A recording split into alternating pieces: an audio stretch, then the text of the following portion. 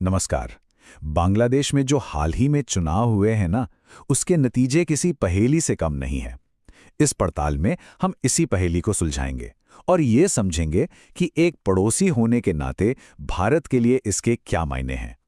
तो सवाल ये उठता है कि बांग्लादेश में हुए इस अजीब से चुनाव का भारत के लिए आखिर मतलब क्या है, क्योंकि इसका सीधा असर उसके सबसे अहम पड़ोसी यानी हम पर पड़ता है।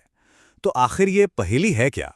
तो चलिए सबसे पहले बात करते हैं इन चौंकाने वाले नतीजों की।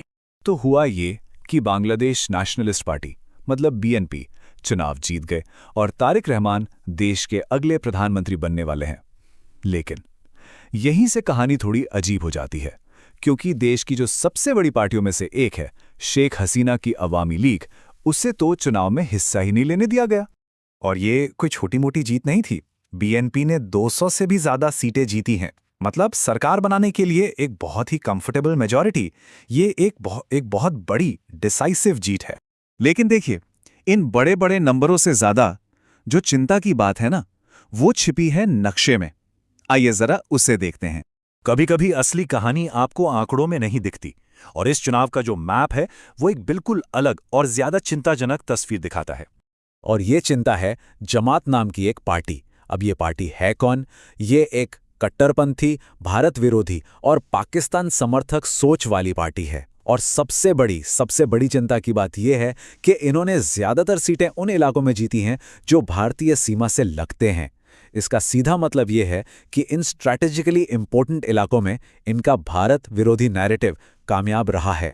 तो अब जब बांग्लादेश का पॉलिटिकल मैप कुछ ऐसा दिख रहा है, तो बड़ा सवाल ये उठता है कि भारत के लिए इंडिया के स्ट्रेटेजिक पॉइंट ऑफ व्यू से इसका मतलब क्या है। देखिए, जब बात बांग्लादेश की आती है तो भारत की दो मेन चिंताएं और उम्मीदें हैं। सबसे बड़ी चिंता तो ये है कि बांग्लादेश कहीं आतंकवाद का अड्डा न बन जाए, और दूसरी सबसे बड़ी उम्मीद ये है कि पड़ोस में स्टेबिलिटी यानी स्थिरता बनी रहे। असल में भारत के लिए स्टेबिलिटी सबसे ऊपर है। तो अब जरा बात करते हैं बांग्लादेश के नए प्रधानमंत्री तारिक रहमान की। क्या उनकी सरकार भारत के लिए एक दोस्त साबित होगी या फिर एक नई मुसीबत? अगर पॉजिटिव साइड देखें तो तारिक रहमान ने टेररिज्म के खिलाफ एक बहुत स्ट्रांग बयान दिया है। उनका ये कहना कि किसी भी रूप में आतंकवाद स्वीकार्य नहीं है, ये भारत के लिए एक राहत की सांस है, खासकर तब जब बांग्लादेश में हर नेता इतनी खुलकर ये बात नहीं कहता। लेकिन कहानी में एक ट्विस्ट है। तारिक रहमान का जो गाइडिंग प्रिंसिपल है वो है बांग्लादेश फर्स्ट।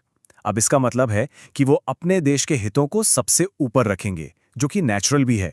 पर इससे भारत के साथ कुछ मुद्दों पर टकराव की गुंजाइश भी बन जाती है। तो ये टकराव के पॉइंट्स क्या हो सकते हैं? पहला तो है तीस्ता नदी के पानी का बंटवारा, जो एक बहुत पुराना मुद्दा है।